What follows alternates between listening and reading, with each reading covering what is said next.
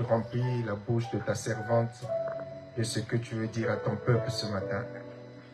Instruis-nous, oriente-nous, parle-nous encore ce matin et que toute la gloire te revienne dans le nom tout-puissant de Jésus. Alléluia.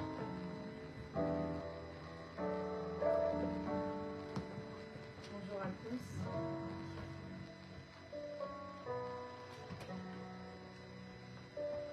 Ce matin, je vais vous parler de ce que le Seigneur a mis sur mon cœur pour chacun d'entre nous.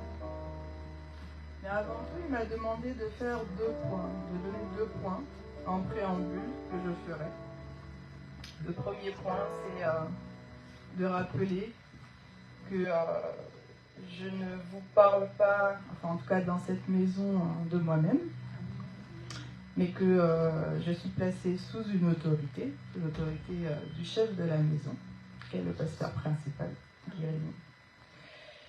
Et je pense que si le Seigneur a demandé que je le rappelle, c'est parce que c'est important, je pense, pour certaines personnes, que ce soit en ligne ou en présentiel, de savoir qu'on n'est pas des électrons libres quand on prend le micro, mais on est sous autorité du chef de la maison que l'on respecte. Et le deuxième point qu'il m'a demandé de préciser avant de commencer, et je vais le faire par obéissance également, c'est que chacun puisse prendre le message, que personne ne se prive du message que Dieu donne et, à cause de la personne qui apporte le message. Donc de ne pas prendre garde à la personne qui apporte le message, mais de prendre garde au message. Donc faire attention au message et non pas au messager. Voilà, j'ai fait ce que j'avais à faire, on pourra même arrêter là.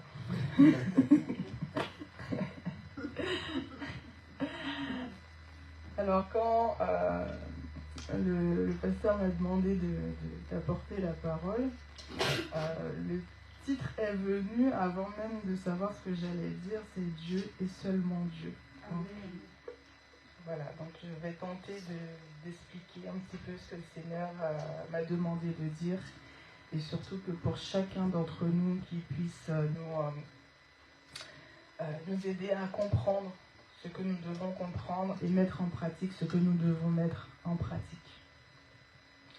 Alors dans le livre de Jean, l'évangile de Jean au chapitre 17, le verset 3, alors tout le chapitre 17 de l'évangile de Jean, c'est Jésus qui prie pour ses disciples. Et nous sommes ses disciples, nous qui avons accepté de suivre le Seigneur Jésus. Et dans cette prière, au verset 3, il dit que la vie éternelle consiste à te connaître, toi, le seul véritable Dieu, et à connaître Jésus-Christ que tu as envoyé. Donc, Dieu est seulement Dieu. Il est essentiel que chacun d'entre nous, que chaque disciple, chaque chrétien, apprenne à connaître Dieu. Et on ne connaîtra jamais parfaitement Dieu tant que l'on sera sur cette terre. On ne le connaîtra jamais entièrement. Et pourtant, nous devons quand même chercher à le connaître parce que notre vie éternelle en dépend. La vie éternelle, c'est de connaître Dieu, le seul vrai Dieu, et Jésus-Christ qu'il a envoyé. Nous sommes tous des esprits, donc la vie éternelle, on la connaîtra tous. Par contre, là, ce que le Seigneur nous dit, c'est que la vie éternelle, nous devons la connaître en Dieu, si nous voulons en tout cas que cette éternité se passe dans les bras de Dieu, se passe avec Dieu. Parce qu'on peut passer l'éternité ailleurs, loin de Dieu. Et Dieu se révèle toujours à ceux qui le cherchent. Il ne va pas se révéler, comme je l'ai dit, entièrement à une personne, il va se révéler en partie, parce que nous sommes incapables de contenir en fait toute l'immensité, toute la grandeur, toute la connaissance de Dieu. Un être humain en est incapable. Donc il va se révéler en partie à chacun d'entre nous. Et Exode 3, le verset 14, Dieu dit à Moïse, « Je suis celui qui suis. » Dis au peuple, « Je suis m'a envoyé. » Dis aux enfants, je suis. Alors, qui est Dieu pour toi? Qui veux-tu que Dieu soit pour toi? Je suis. Je suis ton Père. Je suis ton Dieu. Je suis ton guérisseur. Je suis ton Emmanuel. Je suis ton étendard. Je suis ton pourvoyeur. Je suis. Qui veux-tu que je sois pour toi? Et la Bible commence en nous disant qu'au commencement, Dieu. Et toute la Bible nous parle de Dieu. Et tout notre environnement est imprégné de Dieu, de ses principes, de ses lois. Et le monde a beau rejeter Dieu, qu'on retrouve même dans ses lois de principes divines. Donc le monde est imprégné de Dieu. Dieu existait avant même le commencement, puisque le commencement, il est pour nous. Il existait déjà avant. Il est le créateur du commencement. Et nous devons...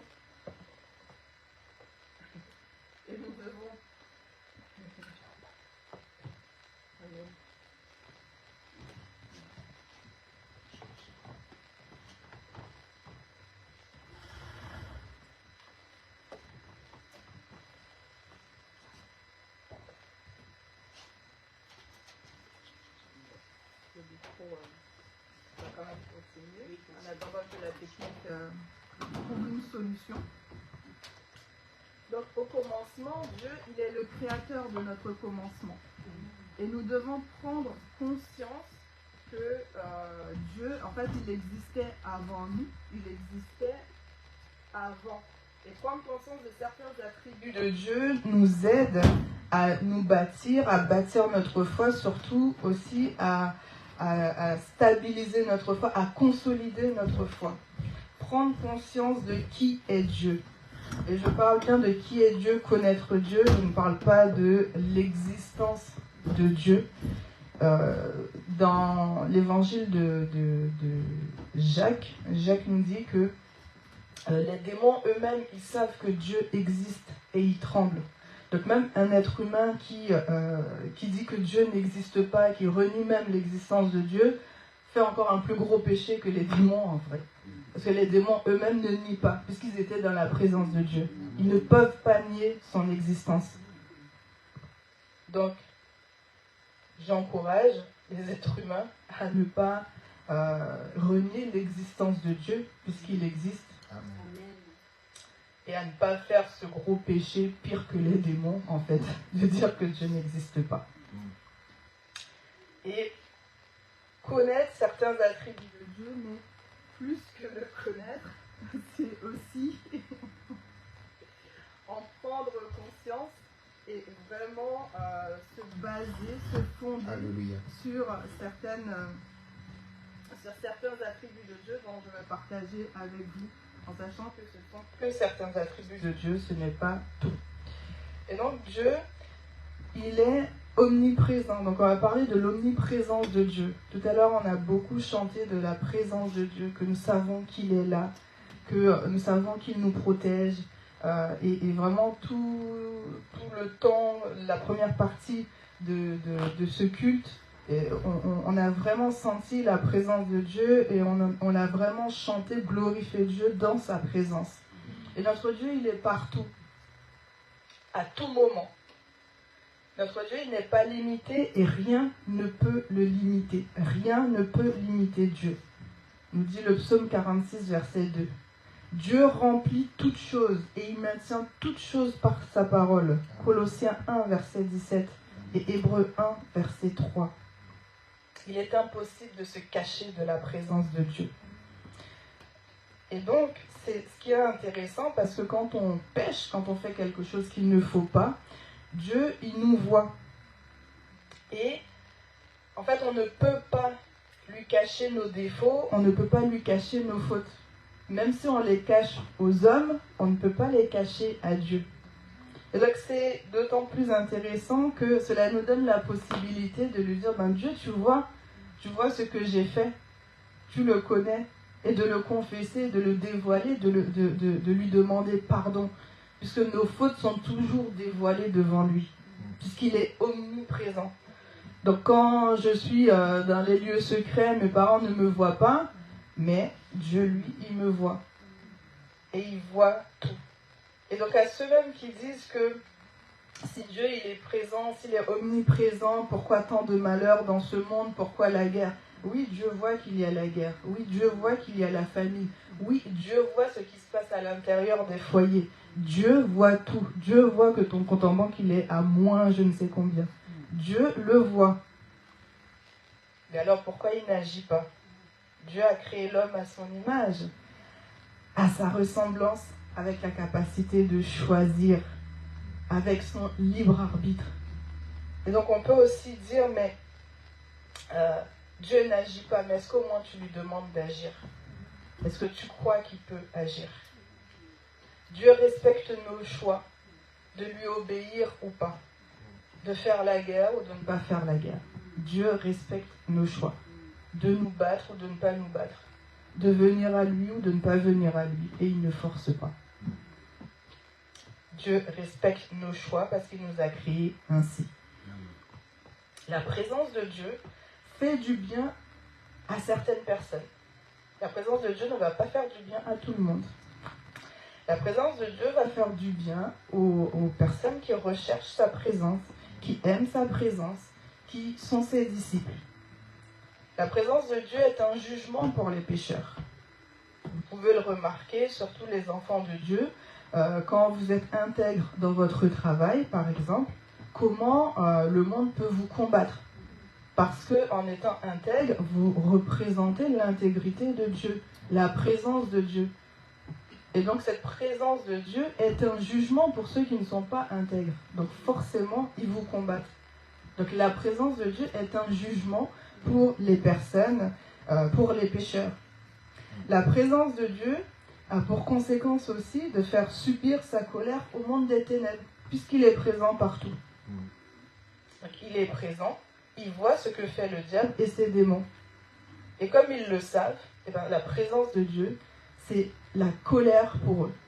La présence de Dieu ne leur fait pas du bien. Sauf qu'ils ne peuvent pas fuir cette présence. Donc la présence de Dieu, la manifestation de la présence de Dieu est différente pour chacun. Et Dieu est présent partout en tout temps, mais on ne vit pas tous sa présence de la même manière. Et la présence de Dieu, voilà, va être une bénédiction pour nous. Nous l'avons chanté tout à l'heure. Sa présence est une bénédiction pour nous. Elle est une source de vie pour nous, ses disciples, ses enfants, mais pas pour tout le monde. Dieu est omniprésent. Et prendre conscience qu'il est toujours là, c'est aussi savoir que il nous protège. C'est savoir qu'on peut toujours faire appel à lui. C'est savoir qu'on peut toujours l'appeler. On peut toujours venir en lui et se ressourcer. Savoir qu'il est toujours là. Nos parents ne sont pas toujours avec nous, mais Dieu, il est toujours là. Notre Dieu est toujours là. Et nous l'avons chanté. Nous savons qu'il est là. Nous n'avons pas besoin de sentir des émotions, des choses comme ça. Oui, c'est toujours bien de ressentir des émotions, mais notre foi nous dit qu'il est là. Amen. Et sa parole nous dit qu'il est là, qu'il est suffisamment puissant pour être là partout, en tout temps, et que sa présence ne fait jamais défaut, et quel que soit le lieu. Un autre attribut de notre Dieu, c'est son omniscience. On parle de l'omniscience pour dire que Dieu connaît parfaitement toutes choses. En fait, on parle de la connaissance de Dieu. Et le psalmiste nous dit que même les ténèbres ne sont pas obscures pour Dieu. C'est-à-dire, il connaît. Son esprit connaît tout ce qui est en sa présence, puisqu'il est présent partout. Il connaît également les profondeurs de nos cœurs. Donc Dieu ne se limite pas à ce que nous pouvons voir. Il voit aussi ce que nous ne voyons pas. Et il voit les profondeurs de nos cœurs. Il voit également nos intentions. Il connaît nos intentions. Donc quand on pose un acte, il sait quelle est l'intention qui est derrière. Donc aussi étrange que ça peut paraître, je peux poser un acte et puis ça paraît méchant, ça peut faire du mal, mais si dans mon cœur l'intention c'était de faire du bien, Dieu le voit. Et c'est ça en fait qui fait la différence pour Dieu. Tout comme je peux également poser un acte aux yeux de tous, c'est super bien, bravo, bravo. Mais dans mon cœur, Dieu a vu autre chose. Il a vu que c'était des mauvaises intentions qui étaient là. Donc ça annule la bonne action pour Dieu.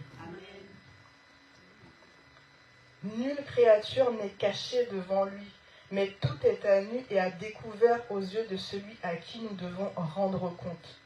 Hébreux 4, verset 13. Nulle créature n'est cachée devant lui, mais tout est à nu et à découvert aux yeux de celui à qui nous devons rendre compte. Les choses que nous ne pouvons avouer aux hommes, Dieu les voit et les connaît déjà. Nous pouvons les exprimer à Dieu. Parfois, c'est vrai que, je pense que ça arrive à chaque enfant de Dieu. Parfois, il y a des petites choses dans nos cœurs. On se dit, oh là là, jamais je pourrais dire ça à haute voix. Mais ce qui est intéressant et ce que j'ai appris avec le Seigneur, c'est que c'est ces choses qui, justement, que l'on ne peut pas dire à haute voix, on peut aller dans la chambre secrète devant Dieu et dire, regarde Seigneur, voilà ce que je ne peux pas avouer, voilà ce qui est dans mon cœur. Voilà ce qui s'est passé, aide-moi. Et là, il intervient parce qu'il connaît. Dieu connaît. C'est Dieu qui donne l'intelligence aux hommes.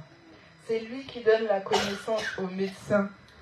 Et toute la somme même de tous les sages de ce monde, de tous les scientifiques de ce monde ne pourrait pas égaler la science de Dieu, l'intelligence de Dieu, sa source de savoir, sa sagesse. Rien dans cet univers, rien dans ce monde ne peut égaler le niveau d'intelligence et de connaissance de notre Dieu. Et c'est pour ça, en fait, qu'il nous donne aussi, puisqu'il nous a fait à son image et à sa ressemblance, cette intelligence, il nous la donne. Donc ça, c'est pour les jeunes qui vont passer leur examen. Dieu vous donne l'intelligence. Il vous a créé intelligent pour les études, mais pas que pour les études, pour votre vie également.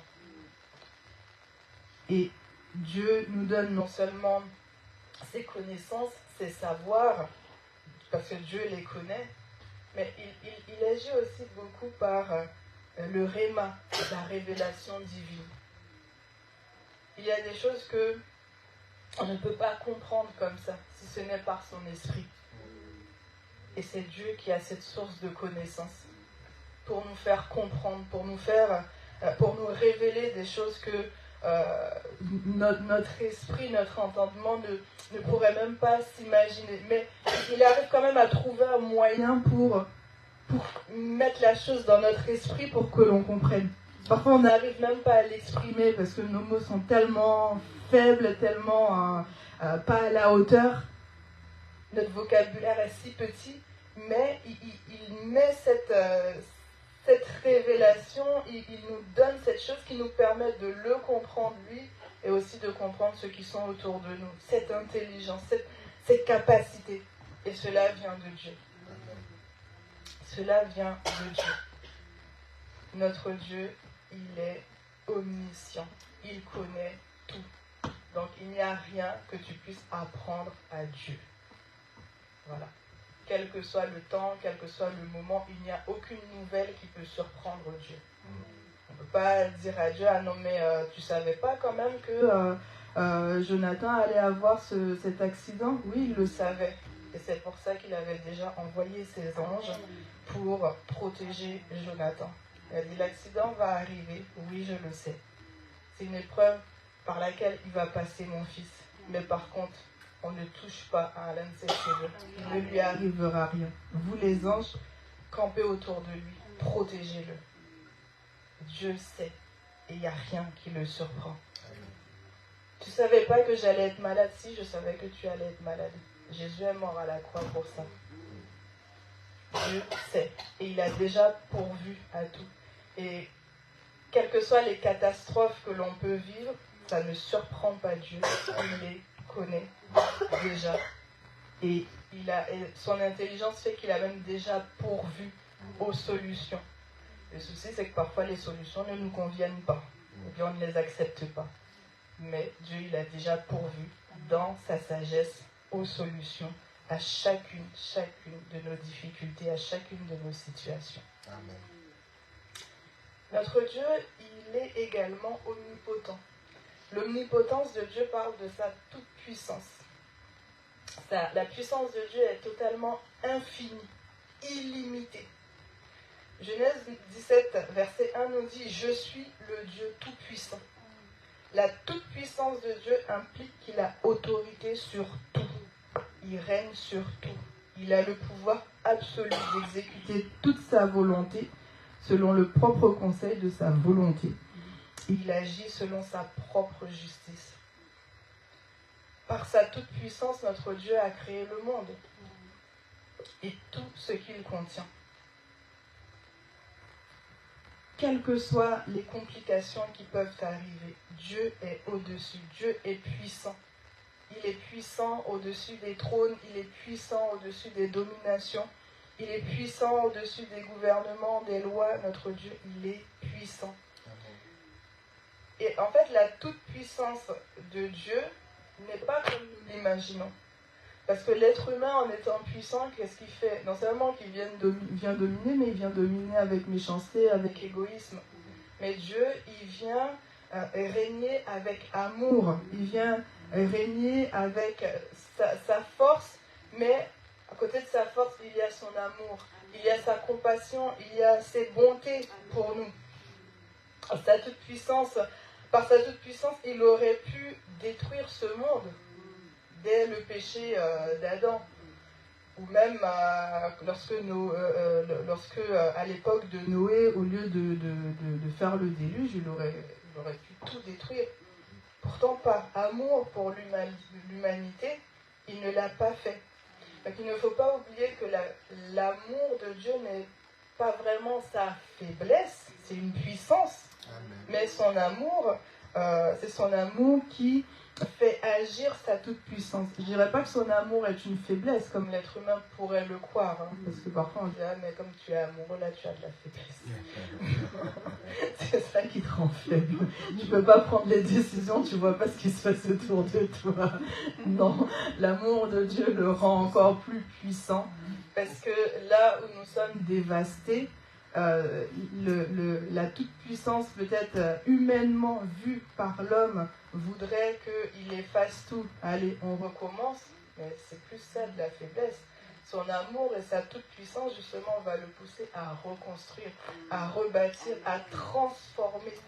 Et c'est la toute-puissance de l'amour de Dieu qui fait cela dans nos vies. Si nous pouvons être transformés, avoir de l'espérance, si nos vies peuvent changer, c'est parce qu'il nous aime, c'est vraiment par son amour, grâce à la toute-puissance de son amour qui transforme nos cœurs, qui transforme nos vies. Donc la puissance de Dieu, c'est pas une puissance qui est dévastatrice, en tout cas pas pour ses enfants, mais par contre sa toute-puissance se manifeste envers ses ennemis, forcément. Ah oui. Ah oui. Quiconque se lève contre Dieu, et nous savons que le diable en a fait les frais, hein, il le sait. Il a expérimenté la toute-puissance de Dieu. Quand il a voulu aller et se dire non mais pourquoi moi on ne me glorifie pas, pourquoi je donnerais gloire à ce Dieu, hein, glorifiez-moi, je vais monter au-dessus de son trône. Et bien Dieu lui a montré qu'il est tout-puissant et qu'il n'y a personne qui peut aller au-dessus de son trône. Dieu est suffisamment puissant pour protéger son trône, pour protéger son règne. Il est notre Dieu puissant. Et ce qui est merveilleux, c'est qu'il ne change pas. Encore un autre attribut. Il est inchangeable. Malachie 3 nous dit « Je suis l'Éternel et je ne change pas ». Donc celui qu'il était au commencement, celui qu'il est aujourd'hui et qui sera demain, il est encore. C'est toujours le même. Et même celui qu'il était avant le commencement, il le demeure. Dieu est l'Éternel. Sans commencement, sans fin. Il est le même, hier, aujourd'hui, éternellement, nous dit Hébreux 13, 8. Sa puissance ne change pas. Et donc sa présence ne change pas non plus. La connaissance qu'il a ne change pas. Et Dieu attend de nous, justement, que nous puissions lui faire allégeance. Que nous puissions nous engager réellement avec lui. Et en fait, à chaque étape de nos vies, nous avons besoin d'aller plus en profondeur dans cet engagement envers Dieu. C'est comme s'il a signé un contrat, lui il l'a signé avec toutes les clauses, il nous demande à nous de le signer. Et au fur et à mesure que l'on vit, que l'on regarde ce contrat, on se rend compte qu'il y a des clauses qui ne sont pas si faciles que ça. Mais pour autant, il nous demande de demeurer fidèles et de nous engager, de rester engagés avec lui. Parce que comme on l'a dit, il n'abandonne pas, il est toujours présent et il a la toute-puissance pour accomplir sa volonté. Parfois, on est trop souvent aussi à cloche-pied avec Dieu. Quand tout va bien, on oublie. Quand tout va mal, on court à l'église, on appelle le pasteur Guérémy, le pasteur Carmel. Il faut prier, il faut intercéder. Et dès que tout va bien, on voit que le mal est passé, on dit « Ah, allez, on retourne à ce que l'on faisait. » Ça, c'est marcher à cloche-pied. Quand il faut servir Dieu, quand il faut s'engager, aller en profondeur avec Dieu, on est aux abonnés absents. Et quand on a besoin de ces bénédictions, eh bien on court dans sa maison, on court auprès de ses serviteurs. Et Dieu, en fait, c'est vrai qu'il bénit, c'est vrai qu'il est bon, mais ce n'est pas ce genre de relation qu'il recherche avec nous. Et lorsque l'on décide en fait à mettre Dieu en priorité dans notre vie, en fait les circonstances de la vie, les difficultés ne nous font pas courir, même si on peut être inquiet sur le moment, mais tout de suite on se rappelle, ah mais Dieu est là. C'est ce qu'elle a témoigné Maman Nelly. Dieu est là. On se rappelle que Dieu est là. Ah ben, pourquoi je m'inquiète? Il s'occupe de moi. Parce que Dieu prend soin de ceux qui se confient en lui. Donc, quelle que soit la situation, nous devons apprendre à mettre Dieu en priorité. Mettre Dieu en priorité dans nos familles, mettre Dieu en priorité dans notre travail, mettre Dieu en priorité dans nos couples, mettre Dieu en priorité dans tout ce que nous faisons, dans nos relations, mettre Dieu en priorité. Dieu veut une autre relation avec lui. Il attend de nous que nous cherchions à lui ressembler. C'est vrai qu'à la base, il nous a créés à sa ressemblance. Mais le péché est venu gâter cette image. Et nous avons besoin d'être restaurés, en fait. Nous avons besoin de rechercher à lui ressembler, de l'imiter. Souvent, on se dit que c'est dans ma nature d'être colérique, c'est dans ma nature d'être timide, c'est dans ma nature, ou même à mon âge, on va pas changer, hein, à 50 ans, je ne vais pas changer. Non, ce n'est pas vrai. Il faut se rappeler qu'à l'origine, quand Dieu a créé l'être humain, il l'a créé à sa ressemblance. Il ne l'a pas créé avec la peur, ni la timidité, ni la colère ou autre. Il l'a créé à son image et à sa ressemblance. Et Dieu, il est parfait. Donc c'est le péché qui a inscrit ces choses dans notre ADN depuis la chute d'Adam et Ève. Et ce n'est pas parce que ces choses sont inscrites dans notre ADN que ça fait partie de notre nature. On a acquis ces vices, ces péchés, ce sont des acquis. Et donc nous devons apprendre justement à nous en débarrasser. Et Christ est mort à la croix pour ça. Pour nous montrer comment justement on peut tirer tout ça dans notre ADN et nous reconstruire, nous transformer à la ressemblance de Dieu, en l'image de Dieu.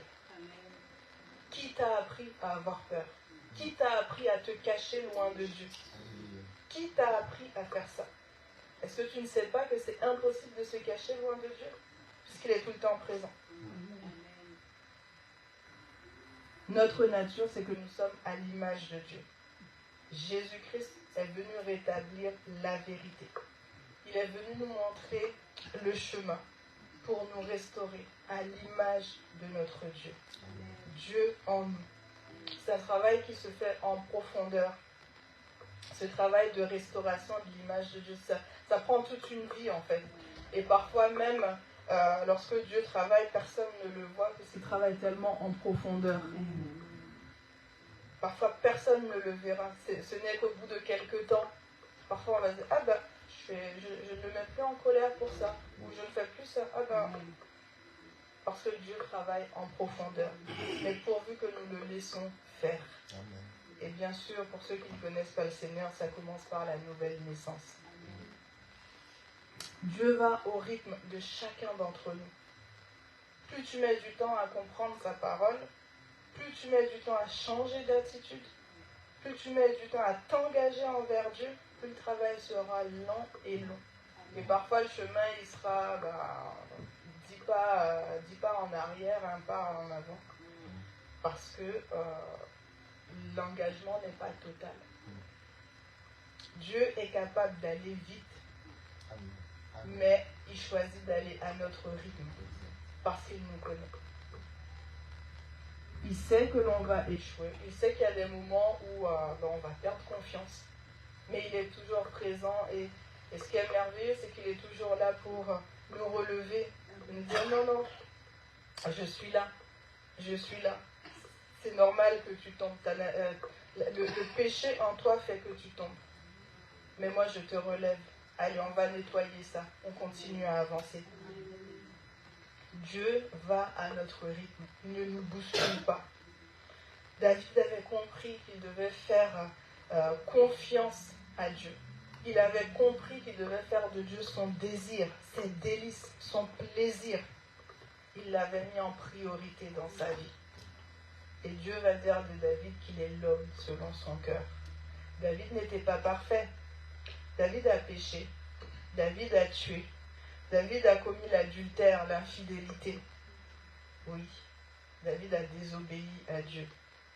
Mais sa toute-puissance, l'amour de sa puissance envers David l'a poussé à relever David à chaque fois, à aller à son rythme. Il va dire, voilà l'homme selon mon cœur, voilà ce que j'aime. Je ne dis pas que tu ne vas pas tomber, tu vas tomber, mais je suis là pour te relever. David avait mis Dieu en priorité.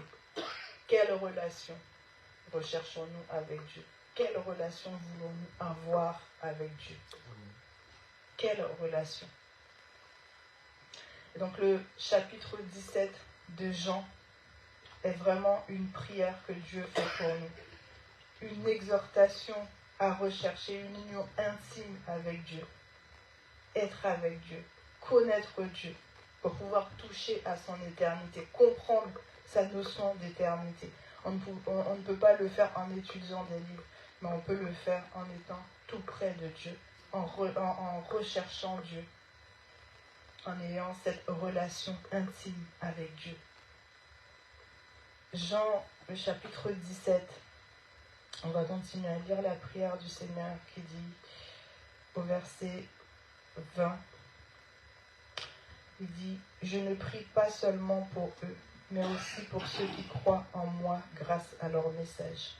Je prie pour que tous soient un, Père, qu'ils soient unis à nous, comme toi tu es uni à moi et moi à toi, qu'ils soient un, pour que le monde croie que tu m'as envoyé. » Qu'ils soient unis à nous, comme toi, tu es uni à moi. C'est cette relation-là que Dieu attend de nous. Être unis à Christ, comme Christ est uni au Père. Dis, je leur ai donné ma gloire que tu m'as donnée, pour qu'ils soient un, comme toi et moi, nous sommes un. Je vis en eux, tu vis en moi. C'est ainsi qu'ils pourront être parfaitement un, afin que le monde reconnaisse que tu m'as envoyé et que tu les as aimés et que tu les aimes comme tu m'aimes. Père, tu me les as donnés et je désire qu'ils soient avec moi, là où je suis, afin qu'ils voient ma gloire, la gloire que tu m'as donnée, parce que tu m'as aimé avant la création du monde. Amen. Père juste, le monde ne t'a pas connu, mais moi je t'ai connu, et ceux-ci ont reconnu que tu m'as envoyé. Je t'ai fait connaître à eux, et je te ferai encore connaître, afin que l'amour que tu as pour moi soit en eux et que je sois moi-même en eux. Une relation intime, une union. Apprendre à connaître Dieu pour être unis à lui en intimité. C'est cette relation-là que Dieu recherche avec nous. Donc le message de ce matin, c'est apprenons que en dehors de Dieu, il n'y en a point d'autre. Hors Dieu, il n'y en a point d'autre. Dieu, il soutient toutes choses. Il est la fondation même de ce monde. Il est notre fondation. Et que les complications, les situations de ce monde ne nous fassent pas douter. Et même si nous doutons, cette vérité, elle demeure, elle est immuable. C'est que Dieu, il est présent. Dieu, il est puissant. Dieu, il a toute connaissance. Dieu ne change pas, il est Dieu. Il est Dieu.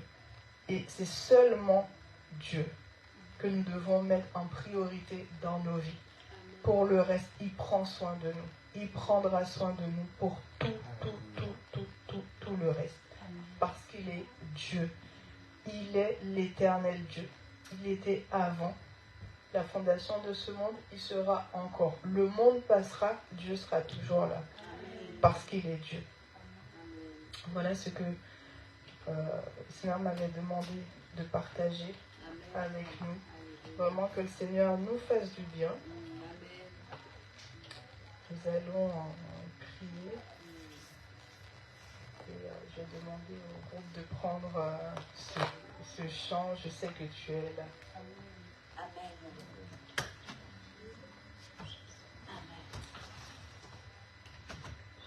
Je sais que tu es là, Seigneur. Nous savons que tu es là, Seigneur. Nous savons que tu es là, Papa. Oui, nous savons que tu es là. Nous savons que tu es là. Nous savons que tu es là. Et ta présence pour nous est une bénédiction. Ta présence pour nous est une guérison. Ta présence nous rafraîchit. Ta présence nous fait du bien. Et Seigneur, nous savons que nous ne pouvons pas nous cacher loin de toi. Voilà pourquoi, Seigneur, nous préférons demeurer là, Seigneur, et te dire que nous te faisons confiance. Et te dire que c'est toi qui règnes. C'est toi qui règnes. C'est toi qui règnes dans nos vies. C'est toi qui règnes dans ce monde. Rien n'échappe à ton règne et nous le reconnaissons. Oui, nous savons que tu es là. Nous savons que tu es là. Nous n'en doutons pas. Nous n'en doutons pas, Seigneur. Nous n'en doutons pas. Parce que tu es l'éternel Dieu. Tu es l'éternel Dieu. Nous ne doutons pas. Je sais que tu es là. Je sais que tu es là, Jésus-Christ. Je sais que tu es là. Je sais que tu es là,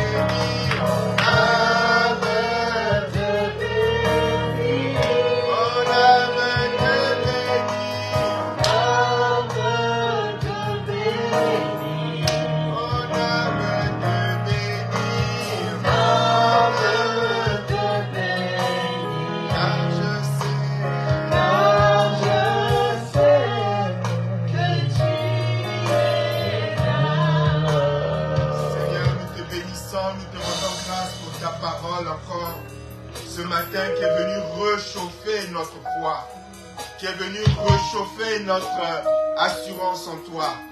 Nous avons entendu la voix du Père qui nous dit ce matin d'être en paix, d'être dans le repos, d'être dans la tranquillité. Nous avons entendu la voix du Père qui est venu nous rassurer.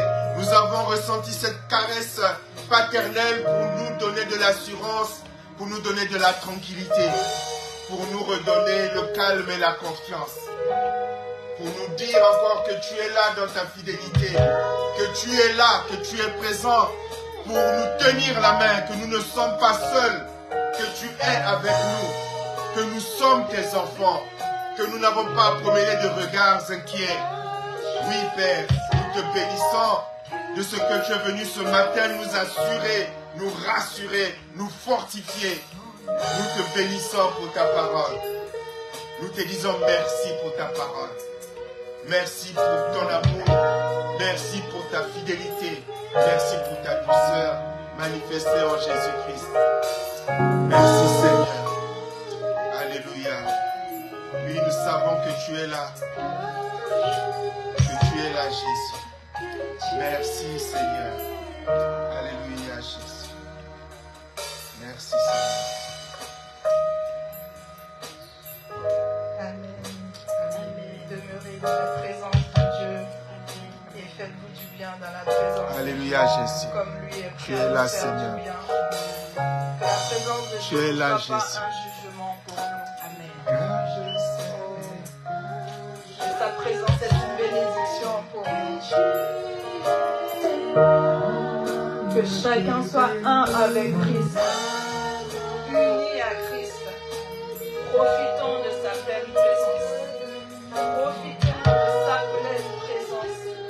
Remplissons-nous de lui. Remplissons-nous de lui. Être un avec Dieu. Être un avec Christ. C'est se remplir de sa pleine présence. Se remplir de ses capacités. Se remplir